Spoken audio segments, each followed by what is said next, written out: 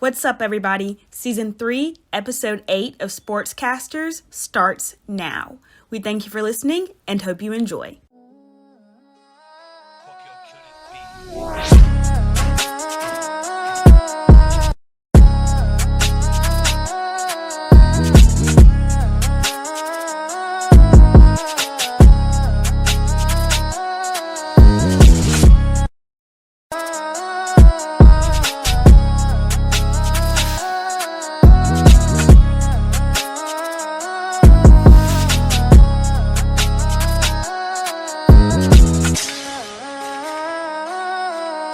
Trade that you talking about, man? Bro, I told y'all the Rams don't care about Jared Goff. I had actually read something about that, like maybe a day or two after we talked about that. Like we talked about that a little bit, but it wasn't. We didn't talk about Matthew Stafford though. I don't think Stafford was available at the time, but the reason I brought the Rams because I was like, I know I ain't gonna say they hate Jared Goff, but they don't care for Jared Goff, and they don't care about first round picks at all. So like, if they could throw 10 picks at to Houston get Deshaun, they would do it. 10 first round to see Deshaun, they would do it, and throw in Jared Goff because they wanted to offload that contract anyway. So do you think that if Deshaun, like not Deshaun, but if they were like, you think they should have pushed for Deshaun instead of Matthew, or it's kind of like just get Jared Goff out the way and just get what you can get? It was more like. I don't know if Houston's going to actually trade Deshaun. There still is the disconnect. Like, of course, Deshaun wants to get traded, but Houston holds his rights at the end of the day. Now, Green Bay became interesting because we don't know what the direction of Aaron Rodgers. Like, yeah, Aaron Rodgers wants to be there, and the GM wants him to be there and all. But like, still, there's that like a little piece where you feel like there could be a disconnect. There too, but the Matthew Stafford one was easy because Detroit was going to offload him anyway, just to like give him a service. Are you saying Deshaun going to Green Bay, or are you saying Matt Stafford going to Green Bay? No. I'm saying we was talking about the trades, like so with Deshaun, Houston holds his rights, and they're adamant they don't want to trade him at all. Even if he requests a trade, he can request it all he wants. They can still say we're not trading you. I don't care. For sure, yeah. And then with Green Bay. There was the thought process that maybe they wanted to trade Aaron Rodgers, so they could actually went after Rodgers first, but Green Bay told them they was trading them. So then they was like, okay, well Matthew Stafford and Detroit, they're both moving in the same direction, is trying to get him up out of here, just trade him, because Detroit is just trying to start over, and Stafford was ready to leave, so it just made the most sense, I guess. At the end of the process, it made the most sense for that trade to happen, but. Do you think that the Rams are solid NFC? They're not champions, but you think they'll get a spot at the NFC Championship? Oh yeah, they put themselves in position to be an NFC Championship or the Super Bowl with that trade. I couldn't give the Super Bowl just yet. I forgot who I was talking to in the IG chat. Somebody said Super Bowl. I was like, I don't know about that one. They can go to the Super Bowl.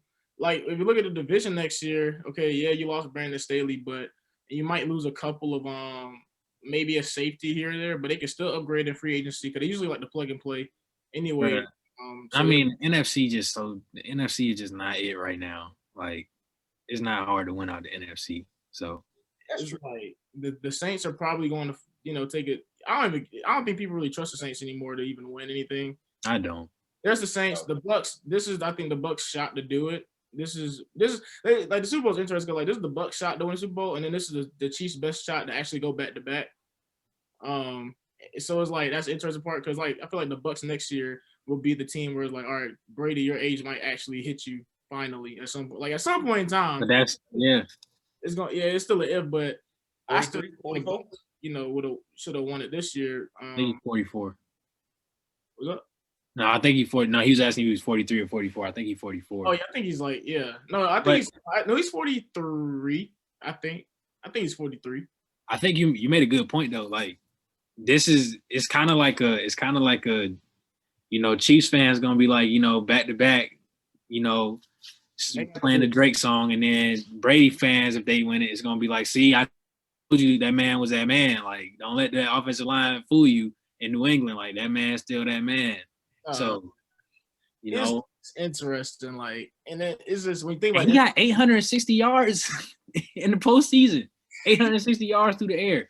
Pat Mahomes, I think, only had like 630, 640, something like that. So he's still balling, bro. I mean, he's been playing well. I mean, he went to let's see, he went to I think it was a really good team. Like people made Tampa Bay out like they was trash last year. They finished 7-9. Like if Jameis Winston throws 10 less interceptions, let's say he doesn't throw 30, he throws 20. They're probably 12-4, 11-5 last year. That was literally the only difference. It wasn't like not like the Bucks were 3-13 or 4-12. There was 7-9 where I could, on the top of my head, remember at least 3 times where games resulted in losses because Jameis Winston threw a pick 6 on the last play of the game, like literally the last play of the game. So it's like, and Mike Evans, a good possession wide receiver, very good receiver. So it's like there wasn't trash last year. It's just Jameis Winston literally threw away games. My bad, Michaela. I see your face. Go ahead and do your thing. My fault.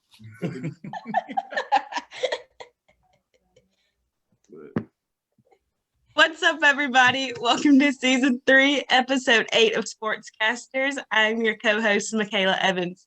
This podcast is brought to you by Rells Revenge, Official Slim Def Music, Matt SportsHouse, and AG Management. Today, I'm here with our founder, Chris Alls Jr., our host, Julia Santos, our sports analyst, Sterling Harris, and a special guest, Deric. So everybody, welcome. Am I special at this point, though?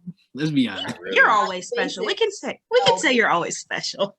Returning basic. Hey. Our basic guest, Deric Rush, I guess. So let's start out, and we're going to talk about the best center in the league right now in the NBA, and Roy takes. So I think no, I'm just playing. I think the two that everybody, if you don't say these two, I need to question your basketball knowledge. I think the two that everybody's going to say is between Embiid and, Nikola Jokic. I think it's really just given upon who has the better night between the two and who can play the entire season. Now, the Joker can play an entire season. We didn't see that. Embiid, on the other hand, everybody keeps saying he's MVP. Yes, the numbers that don't lie. I mean, he's putting up, crazy numbers. I just need him to play the entire season before I can give him that kind of clout before I can just say, oh, yeah, he's definitely MVP. I just need him to play an entire season first. That's my only take on that.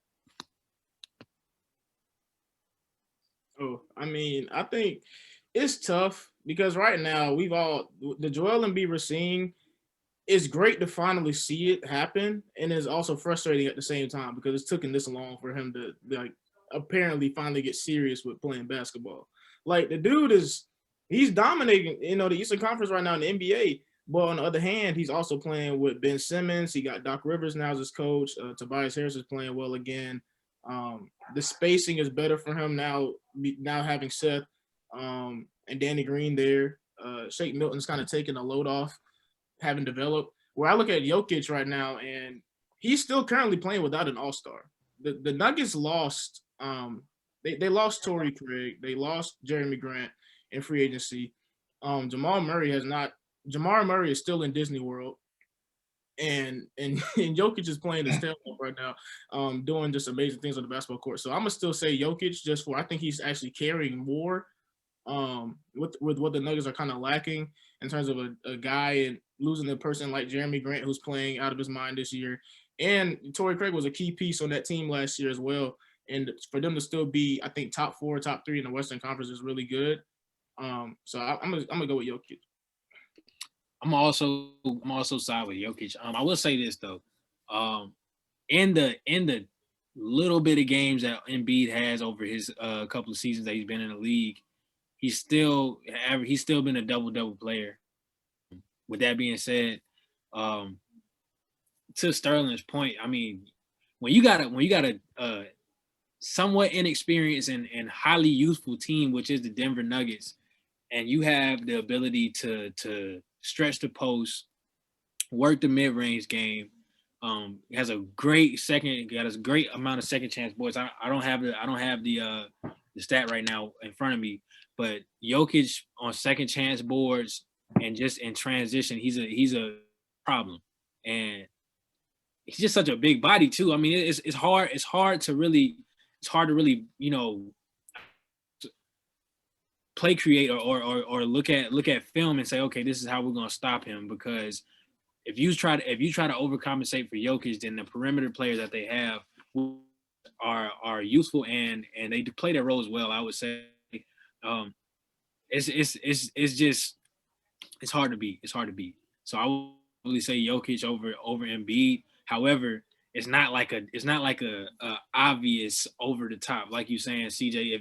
If Embiid has a couple of consistent seasons under his belt, even if they went out, not I mean this is a stretch, but if they went out the East this season, that's a conversation that's obviously worth having because you do have a much different look in Philly than what they've had in years past, but his numbers aren't waning. So time's gonna tell. So we'll see. So I guess my question is, since you guys are both saying, Joker is better, does Joker deserve MVP over Embiid this season? Oh yeah. If there's supposed to be MVP selected this year, I think it goes to Jokic over Embiid for like a couple of reasons I pointed out earlier. Like Embiid's team is better. Embiid's like the Philadelphia 76ers right now are a better basketball team, complete from top to bottom than the Denver Nuggets. And Jokic is the sole reason for the Nuggets being in contention as they are right now. And I was like, when you see like I guess LeBron have a season, like let's say LeBron and the Lakers that year he first got to LA where he had Lonzo and Ingram, they was on pace to make the playoffs. If the Lakers made the playoffs that year, LeBron should have ran away with the MVP award that year. Had he not hurt his groin, basically. That's the same I'm kind of looking at Denver right now because Jamal Murray has not played up to the expectations that he built up in the bubble since he's, gotten out. And they lost two key role players that they had on that team with an aging Paul Millsap and I think, finally getting Will Barton back. Like, the Nuggets aren't as good as a basketball team as the 76ers. And for Jokic to have them in this position, I'd give him the MVP nod over Embiid right now because Embiid does have a two-way all-star in Ben Simmons still on that team, along with vets like Danny Green, Tobias Harris, and Doc Rivers as his coach. So I'll give the nod to I'm not giving a nod to Jokic because at the end of the day, the MVP of the league, whether we like it or not, is usually on a team that's a threat. And now let me preface what I'm saying. I'm not gonna say that Denver is not a threat. Okay, they're fourth in the West, which is saying a lot. Because, to be such a useful team and to have a Jamal Murray that's, kind of bouncing up and down right now as far as production is concerned. That's saying something to the number 4. However, the Sixers are number 1 right now in the East. And granted, they have a good team. Talent is there. Ben Simmons is playing probably one of his best cuts of basketball that he's played now that he has some more help, but also so is Joel Embiid. So, I would make that argument that, being on a good team and still excelling and still putting up your numbers while making sure that everybody is getting quality touches, that makes a difference. That's something that's MVP worthy of as far as being in a conversation at least. So to I guess combat that, you brought up how you have to have not have to, but it makes it worthwhile when going into the MVP race as a player. So what's the case for Russell Wilson? Because let's be honest, Russell Wilson was just on a planet by himself. But when you average a triple double, does that kind of balance out? So let's say if Embiid goes out and just scores Westbrook, doubles. brother, Westbrook, not Wilson. Westbrook. It's 2 different sports. You good. What did I say? Westbrook? You were saying Wilson. You were saying Sierra. My bad. I meant Russell Westbrook. My bad. Y'all know what I meant, though. I was like, Wilson. What? So I guess switch it up. So Russell Westbrook. So him being on the planet by himself. So let's say Embiid just went out. Or let me say this. Let me say if Joker went out and just dropped just straight triple doubles. And I would say that's not that easy, but Russell Westbrook made it look easy. So if Joker went out and dropped just straight triple doubles, would you still give him that MVP award? That's a totally different conversation. Because at that point, that's literally showing cut and above that you are a better big man. One, also, you're arguably one of the better players in the league right now. Because what big man do you know is getting double digits averaging, that is, in assists? Right. I can't really name none off the top of my head. And so I guess even to take it a step further, how much does having that lack of talent play into Jokic's favor? Like, and I guess what I'm saying is if he moves to a team like a Philadelphia, does he still produce like that? Because let's look at it from this perspective. Russell was averaging a triple double that year, but they had some pretty decent role players that year as well. Not anything. I mean, there's not nobody that's going. Right. It's not nothing that's going to be shouted about. But if you see now compared to that year, OKC, as opposed to what he was doing, as opposed to what Jokic and Embiid are doing, like I don't know if it has to do with the fact that he doesn't have, like, he's getting those touches. He's getting all those touches because he doesn't have to compete in Denver, as opposed to Embiid, who's making the most out of the touches he gets, if that makes sense. I don't know, because usually in the league today, it's kind of guard driven more. But the thing that makes Jokic so special is that he can literally be the guy that starts a fast break by getting the rebound and then continues the fast break by pushing it down the court and making the decision as if he was a guard. And then slow though. And look at that. He's slow, but that brother's smooth. And I mean, just looking at Embiid's stats right now, like on the year, he's averaging. You're talking about triple double. He's averaging more points to LeBron. He's averaging 26.8 points. Yeah. He's averaging 11.8 rebounds, and he's averaging 8.6 assists. So he's right there next to what would be a triple double, and has the Denver Nuggets in the 4th seed in the very hard Western Conference right now, as we see all the teams there. So I just feel like he's had, if like you take Embiid off Philly's team right now, we're probably still looking at them as a top 3 seed in the Eastern Conference. I feel like, just because Ben Simmons would now usurp what Embiid is doing right now because he has that talent. But you take Jokic off Denver, I think Jokic makes Denver right now, because Jamal Murray is not playing well at all. Well, I don't say all, but he's not playing to the status that we thought Jamal Murray is about to be at following the bubble. So. All right, y'all. So we're going to switch it over. So we're going to talk about the NFL, the latest thing that happened. So Chad Wheeler, member of the Seahawks, he recently was alleged to beat up his girlfriend, Leah. We don't have a last name for her. And there was charges that he got put up, but he just pleaded not guilty for these charges. So I wanted to talk about this matter, and also brought my pro-fighting friend Trinity to also talk about this matter with us. So I want to hear what you guys think about what happened, the charges, and everything like that. Hey, first of all, shout out to the Reds, man. Shout out to the Reds. You know what I'm saying? But for real though, it's always such a touchy subject, man. Athletes literally are under the microscope all the time. That's not to, first of all, you never want to, any time an allegation is brought up like that, there's 3 sides to the story, not 2 sides. There's the truth, then there's the one person's side and the other person's side. With that being the case, these are situations that you got to wait and let the facts unfold. The facts are going to allow us to piece the puzzle together. And it's so many examples of, and it's just like, why do we have yet another issue of domestic violence when you would think that athletes would learn by now? And it's just, and it's just no excuse. It's no excuse. Right. There's no excuse. And I think a lot of people, brought the racial aspect of it. Had that been a black athlete and a white woman, or had that been a black athlete, period, look at Ray Rice. Honestly, I think I would advise people to take race out of it to an extent. Bro just put his hands on a woman, period. I mean, black, white, green, yellow, like, not only did he put his hands on a woman, but if you look at the pictures of, kind of her state when it first happened, like, she looked scary, like almost like, I think it was, he said, news was saying that he knocked her unconscious or something, and he drunk a smoothie, was eating dinner, and she walked through, and he was like, "Oh, you still living?" I'm like, at that point, that's a certain level of Jesus that needs to come in, and like, for real, like, that's something that is like crazy. Because when I first read the headline, I didn't think it was real, because I was like, ain't no way you literally, it's kind of like watching those Netflix documentaries where you see the murderer, he goes on the spree, this, that, and the third.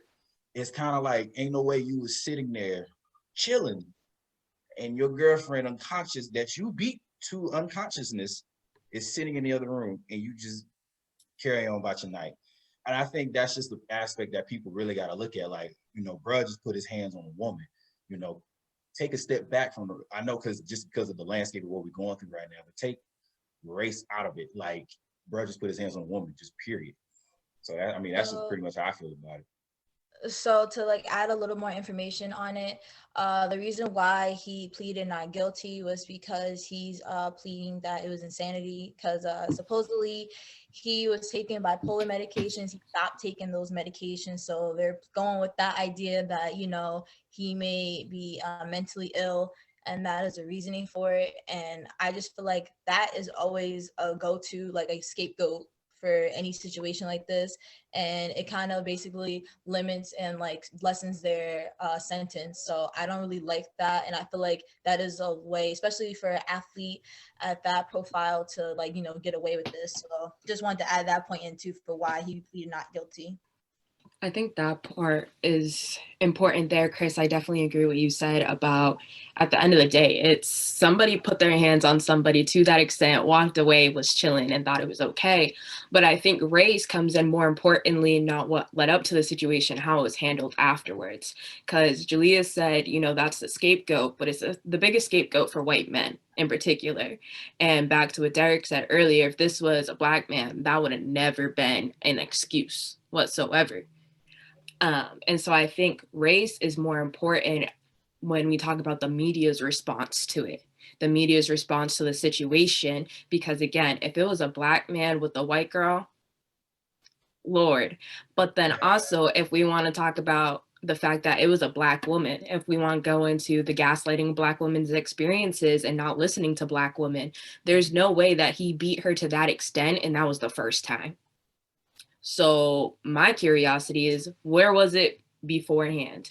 And I think too, also, even if it was a Black woman and a Black man, I think this would have been a bigger deal. But the fact that it is a white man, the king and god of America, with a Black woman, the bottom of America, we still gonna make excuses and find sides for him. So I think race plays a role more in the response, particularly in the media, because it's on my timeline because I follow a lot of sports and things, but it's not on my timeline. It's not like that. It's not like Colin Kaepernick, and he was out here protesting for Black lives, and people wanted to be like, oh my God, it wasn't like Ray Rice that we still talking about. And how was Ray Rice trending after this situation happens? Yeah, that's true. That's a fact. And I think, you know, kind of going back to what I was saying, and that's actually a good point you brought up in terms of the media aspect of it, which, yes, hands down. I looked at it in terms of just the basic, you know, as dudes, we were taught at a young age, or at least I was, don't ever put your hands on a woman. And I think that's one of the things that that's just common sense. But as I got older, common sense is not common. And then that's actually a good point you brought up in terms of, you know, this hasn't been the first time. I think it's very tough for women to really, you know, say like, hey, this dude is doing this or such and such and such, especially when it comes to athletes and kind of the higher profile type guys. Just because you don't know what's going to happen next. You don't know what how he's going to change your life or what that might look like. And I think that's just the nitty gritty of it all, just kind of what Deric was saying before. That's so touchy because you as men, when at least when I heard this when I was younger and didn't know any better, kind of just, you know, why women won't speak up? Like, why don't they say that? But as I got older, I was like, I didn't realize how tough it was when women who go through these domestic violence situations, besides the sports aspect of it, I think the sports aspect of it makes it even worse because now you're put under cameras and media and it's like, oh, how do you feel? And da da da da. And I think it just makes it tough as a whole. Yeah, this situation, everything about it is trash. Media's response to it's trash. Him, he's trash. Seahawks PR, trash. I don't want to see as we go through, what's the quote? I don't want to see we encourage Chad to get the help he needs. And I get your Seahawks PR, but no, we don't care. I'm sorry. We don't care. The moment that happens, we don't care. Okay, he can get his help, but we don't need to know that we hope that he gets his help. Okay, he can do whatever. Sports Center, when they announced it, the Seahawks no longer stays with the team. Josh Gordon has been suspended from the NFL for like 5 years over some weed. And this dude, we haven't heard a peep from Roger Goodell yet, I feel like, about how serious this situation is with when the woman was half beaten to death. Like, we haven't even heard the NFL response on this, but if Josh Gordon smokes reefer again, or if whoever else in the NFL decides to kneel, or something else happens, now it's, oh, we got to address this matter immediately with staunch punishment. Myles Garrett got into a on-field fight. Yes, he had to do with the helmet. He got into an on-field fight, and it was all over the place for at least 3 weeks, even going into his suspension hearing. But this dude beats a woman up almost to death, and it's just, she's released. And if you want to call the National Suicide Prevention Line, then go ahead. Like, what is that? Like, is Right. Honestly, trash. Like, go ahead, Michaela. I'm sorry. Go ahead. I don't know. Well, I was saying, honestly, it made me think about Michael Vick, how that was such a big deal with him dogfighting. And, that really drug his name through the mud, which granted, dogfighting is legal. It's wrong. But then this man who has abused his girlfriend, and they're trying to brush it off as mental health issues. And mental health issues are definitely serious. But then again, like, he beat her unconsciously, and like you said, scapegoat kind of deal. If you're having, he said it was a manic episode, but if she's unconscious and then he has time to, relax, and she wakes back up and he goes back into it. Drink I mean, a that's smoothie. Let's be honest. Here, the Vic situation was because, I'm saying this, and I don't care how people feel about it. The American society thinks that dogs are more appealing than black people.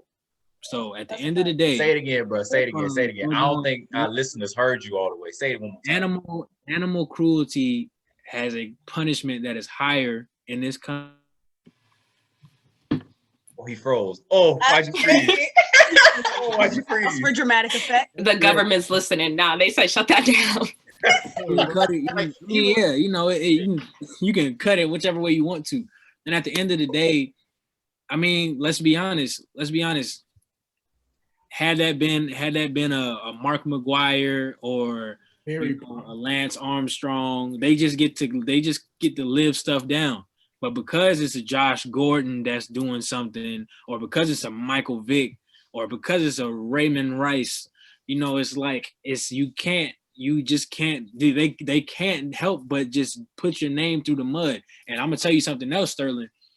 The reason that Josh Gordon has 5 years right now, as opposed to getting a slap on the wrist or getting some kind of rehabilitation package, it's not Roger Goodell's call at the end of the day. It's the owners. The NFL is 1,000% mandated by the owners. And when you have owners that are like Jerry Jones and won't take a stance on issues that have a direct correlation with the people that make them billions of dollars, then you're never gonna get these problems solved. Because at the end of the day, if you can't do something as simple as support a movement that wasn't that initially against the military or disrespecting the American flag when we was taking knees, that wasn't even about the American flag. It had nothing to do about the American flag. It was just equal rights and the police brutality on black people. That it has nothing to do with the disrespect. When you can't even support that, no, I mean, like, what do we? You bound to drown at that point. You know what I'm saying? Yeah, and it's just like, I just don't understand how the response could be this. Like, there shouldn't be a show that goes by without talking about this until he has a sentence or a court date, and we're just not hearing none of that. And it's really ridiculous. Like, even with the Michael Vick situation, okay, immediately after Michael Vick showed sincerity, he went ahead and started foundations to help stop things like this. He showed a level of assertiveness to, you can't fix what you've done, but you can at least what's the word? You can at least try to what you've Redeem done. yourself. You know, and even Ray Watchdale, he knew he was going to be out the league for the rest of his life. He knew it was inexplicable, but he did acknowledge what he did, which was horrible, and then started funds and found fundraisers and foundations to stop that as well. Where this guy, they're saying, oh, snap, he's white, he had to have a mental issue. That's just what that's usually what it is, you know, in the situation. Oh, he's white. Oh, he just, you know, he got to take his meds today. Poor guy. You know, Has he issued an apology? I don't think I've seen. I haven't heard one word from this man. What bothers me is that even though we didn't, like, media didn't do anything in terms of reaching out, and not even reaching out, but really, you know, posting this on every single headline they can make. What's the status of the girl? No one knows. Like, and I think everybody is like, whereas in terms of media, they're so busy trying to harp on the dude, which they should. I mean, go after him. I don't know why you not. But has anybody checked on the young lady? Is she okay? Is she in the hospital, or what does that look like? Because I mean, when you're talking about near death, like, that ain't like, no, you just get up and go make some orange juice and drink some ibuprofen. Like, no, like, are you good? Like, I feel like people should really hone in on the African American lady and figuring out, okay, what's up with her? Like, is she okay at the end of the day? I agree. Anybody want to add anything else before I switch it on over? I would just add that one thing from the PR statement specifically made by the team that really irked me that's missing is they said, you know, if you have suicidal thoughts, anything like this, call for help. But I want to know, what is the NFL and what is that particular team doing for their players, for their execs, for their staff, because this is not a new problem. This is not a 2021 trend. This is not something that just happened in the NFL. This is time and time again. And I think the NFL's biggest problem is they're very reactive rather than being proactive. And when it comes to issues of domestic violence and abuse, particularly with athletes in football, you get into the toxic masculinity of football itself as a sport. It was prone to already be a toxic environment. Then you add the NFL, the fame, the money, all of that. It's a serious issue, and I think they've never taken it as a priority. And with these men being such high-profile athletes, they do have somewhat of a responsibility to be role models for the rest of the men around the world, and particularly in America here. And the NFL also has that. And, you know, again, I don't see why issues of domestic violence are so controversial.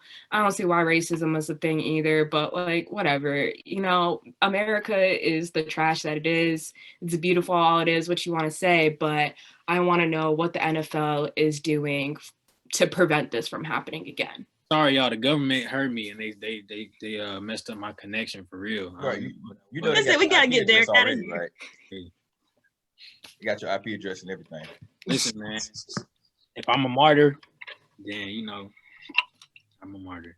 Doing nothing but spitting facts, honestly. Well, this is definitely a conversation that I feel like needs to be continued. But we're going to head and I'm switching on up to the NCAA women's basketball, and we're going to see our takes on the top 4 teams. So what do you guys think? Shout out to the Lady G's, man. You know, Young goats. I'm telling you. I haven't heard, like, I've actually been hearing some pretty bad stuff about my Gamecocks as of late. I've heard, like, they haven't been playing to how they normally play. I mean, yeah, they sit 2 behind Louisville. Will it be Louisville versus USC? Maybe. But in terms of, I don't know. I just heard some stuff about, you know, the girls not being as productive, like how they normally are in years past. So, I mean, Leah Boston, she's cooking. I mean, at the end of the day, like that girl has potential to be better than Asia. So we'll see. I don't know. But nonetheless, you know, I think it'll boil down to between Louisville and USC. Yeah, Louisville and USC. So we'll see. Man, USC there. So I think right now the situation is they was behind Louisville until Louisville lost to NC State the other day. That led to USC becoming, I believe, number 1 in the coaches poll at this moment. And then UConn had a loss to Arkansas, who we beat by 30 plus points, almost basically. It might not have been or 20 plus points, whatever it was. But I think USC had a stint where they had like they lost to NC State early in the year. I think they're still trying to adjust to not having Ty and Kiki there, just because they were such great leaders and you could plug them anywhere with that team, with that young team last year. So they had to learn, go through some growing pains, losing NC State. But since then, they've looked really good. They had a tough one at LSU, but I think that's is weird. It's kind of more to them not having fans wherever they play at. And I think they're actually used to being in front of so much people that when they get to a situation where they go to LSU or even when they play at home, it's kind of weird not having so many people at the games. And it's hard to grab momentum at times when you don't really know how you're going to go forward in the game. But they had a situation where they had to play Kentucky and Ron Howard is a very special basketball player. They had to sit out 3 days without practice because they had a COVID scare. End up flying to the game the day of, or I think the night before, without 3 days of practice, and somehow beat a Kentucky team on the road that was they was rolling at the time. So I think now they kind of figure that stuff out. Aaliyah Boston is probably when she wants to be the most dominant player in college basketball. They're talking a lot about that Paige Bucher's girl from Connecticut. She's really good too, but He's okay. I don't see the rest of that team being able to match up with USC. NC State being Louisville by 14 is – I like that matchup-wise because I think we played our worst game of the season against NC State. Like, literally, the worst we could have played against NC State, and we lost. It was down by 2 points with like a minute 30 left in the game. We see NC State game. Yeah, I went to that game. We see NC State again. We're beating them by 20. I'm just saying that right now. So I like where USC girls are at. I think whoever they play, I feel bad for them going forward, especially in the NCAA tournament. So I'm riding with USC the whole way. And man, like, let's at the end of the day, the name of the game is putting the ball in the basket. 1, winning games over everything. 2. They lost one game. It was a bad, you know what I'm saying? It was a bad loss. They haven't been playing the best. I will admit that. You can tell that the cohesion is not quite. You said Kiki's gone and Ty's gone. So that senior leadership plays it. You see how it looks. You see how it looks when you don't have that foundation. With that being said, both of your backcourt players putting up over 15 points in the last game. Aaliyah Boston got 13 boards, bruh. 13 boards. She ain't put that much, she ain't putting that much effort. I mean, I'm not gonna say effort. Let me take that back. But she's not producing as much on the points aspect. But that is a anchor in the paint that you can't get around. Big body, you know what I'm saying? She's gonna make stuff shake and move. They still 50% from the field in the last game, 60% from the 3, 95% from the free throw line. They playing great basketball. They control the boards. Like they just give them a chance. Don Staley got to do the Jedi mind trick on them, right the ship, and they'll be fine. You gotta be careful how you call girls big body, man. No, that was a compliment, bro. We talking sports, big body like a line. Come bro, on, now. can move double with blocks. That's what I'm saying, bro. Like I don't know who we played. I think it might have been Georgia. She had, let me go to that actually, because that stat line she had against Georgia was absolutely ridiculous. She had at least. I gotta find. Y'all think she'll be better than Asia? I think she will. I don't know if it's early. It's early. Asia, she has potential. She's a sophomore now. She's a sophomore. But no, Asia was cutting since she came. Asia was cutting since he touched the floor. That is true too. That's true.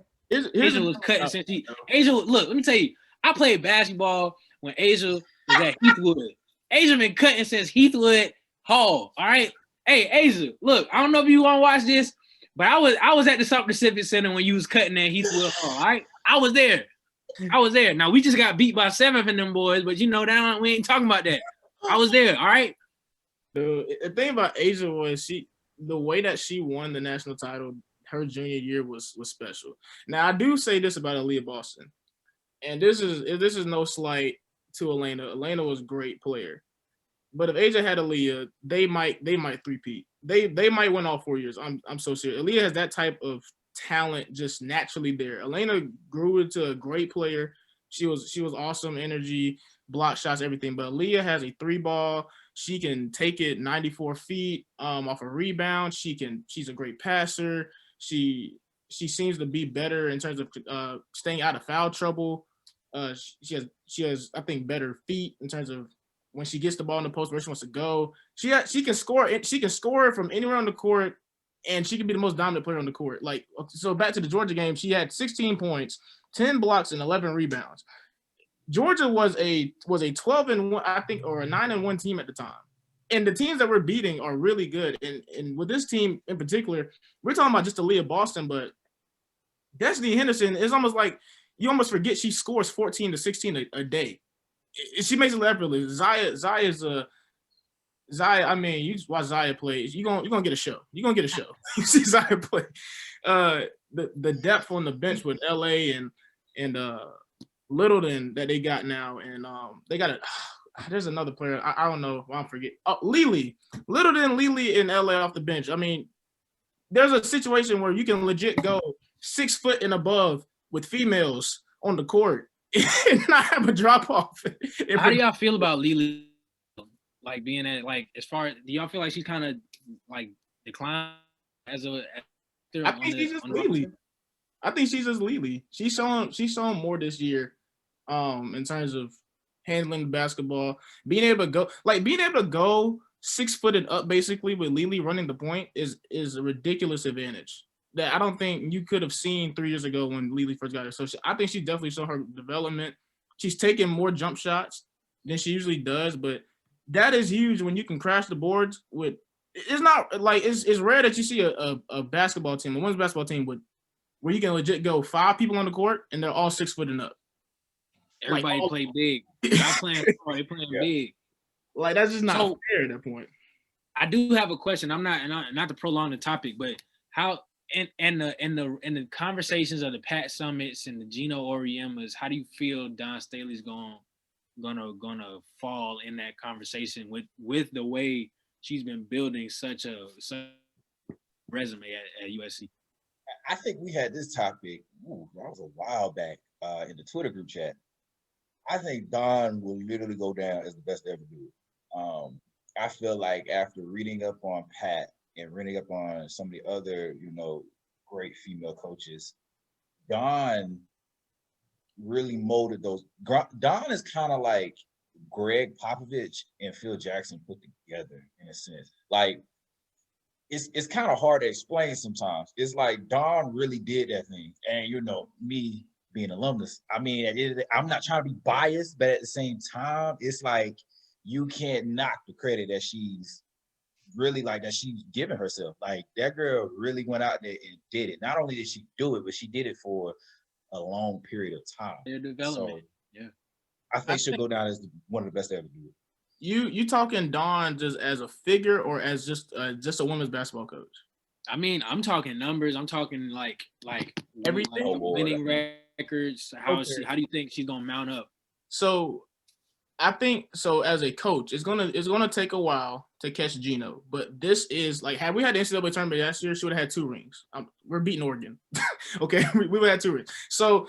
But this is the time period and the stretch. I think that this is the time for her to capitalize on how much she can win as a coach collegiately. She's already became the coach of the USA basketball team. And we don't have to talk about her playing career. I mean, she was a Olympic gold medalist.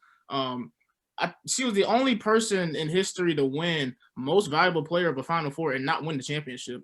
Like, I don't even we have to get to her playing career. But right now as a coach, Pat Summit and Gino are still the creme de la creme of like just women's basketball coaches. But Dawn, I think in time will catch Pat in the SEC particularly, and if she gets a couple more national championships, there. The tough one is Gino because Gino had UConn. He has 10 championships. It's very hard to surpass a dude with 10 championships. Yeah. Now, I think the angle that you could go to say that she usurps Gino is that UConn, you can say UConn doesn't play but 2 or 3 games a year because their conference is horrible. Where the SEC right now, women's basketball wise, and even when Dawn was developing, always had great teams. Either it was Tennessee before they kind of died down a little bit. Kentucky's always had good teams. Georgia's always had good teams. And right now, the conference this year, I think every SEC team, maybe outside of like Vanderbilt, just might make this NCAA tournament. They're all really good. So we could say that the degree of competition is better SEC than against Tulane twice a year and Tulsa, whoever they played. Nobody knew who they played until they got to the Final Four. So you got to win 2 games a year. What were the recruiting classes? I wonder what like the stars or the average star we had prior to like Asia and Alicia Welch. I wonder what like kind of like if we were getting 3 stars, because I mean Gino's been getting 4 and 5 star recruits for like 50 at least. You know what I'm saying? I think it was more along the lines of, 3 stars, but we were developing players and talent. Like when Don first got here, I mean, it was hard to get. I was sitting on the front row. Like this is how USC tickets were when Don first got here. I was able to walk up with a general admission ticket and sit on courtside the whole game and not care about having to be reserved or nothing like that. So, but you could see the development each year as they grew. And then the tipping point came when they finally went to Tennessee and beat Tennessee at Tennessee for the first time with Lakeisha Sutton and Aisha Walker and I think Jewel May and Charnay Stevens. That team was kind of the start of it. And after that, it just kept ascending and ascending and ascending. And I just think the growth in the SEC at South Carolina of all cities and towns and places, and how they're leading the nation in attendance every year. That I think just the development and her impact, if she gets to like 5 or 6 championships as a coach, and let's say she wins 2 or 3 gold medals as a coach, I think she can get to the point where she'll have passed Pat Summitt. I feel like she can pass Pat Summitt, and then she can really get close to Gino. But Gino's championships are undeniable. He has 10 of them. I think he had like 4 in a row with Breonna Stewart, because that was just a bad girl, like Breonna Stewart's ball. So, but Dawn, I think she could. This is the time period where we're getting no more recruiting classes, or number 2, 3 recruiting classes, quality transfers. When we do have transfers, this is the time period. I think that she can be the face of women's college basketball, and then get to in that conversation of the GOAT coach or whatever you want to call it. Or just overall, because her playing career, Gino didn't play women's basketball. I don't know exactly how Pat's women's basketball career was, but I know what Dawn did, and I don't think anybody can really top that. Outside of maybe outside like Taurasi or like Candace Parker, of course those people, but the stuff Dawn was doing was ridiculous. So yeah, it's I think she can get up there. All right, y'all, we're going to wrap this up. I think this was a great conversation, especially for today, because today is National Girls and Women's in Sports Day. So this was definitely a great conversation to end it all off. Michaela, you're funny. But I want to thank our guests, Trinity and Deric, for coming on with us. Oh, yes, go ahead with the shirt, sir. Let me get that, bro. Let me get that off. Right, how much? Can't do it. But we want to thank you guys. Next week is, actually not even next week. This Sunday is Super Bowl. So next week, we may be talking about the game, how it went, and everything like that. So I want you guys to tune in next episode, and we will see you guys soon. Bye. Give me the loot. This podcast is brought to you by Rells Revenge, Official Slim Dev Music, Matt SportsHouse, and AG Management. Stay tuned next week for Season 3, Episode 9 of SportsCasters. See you then.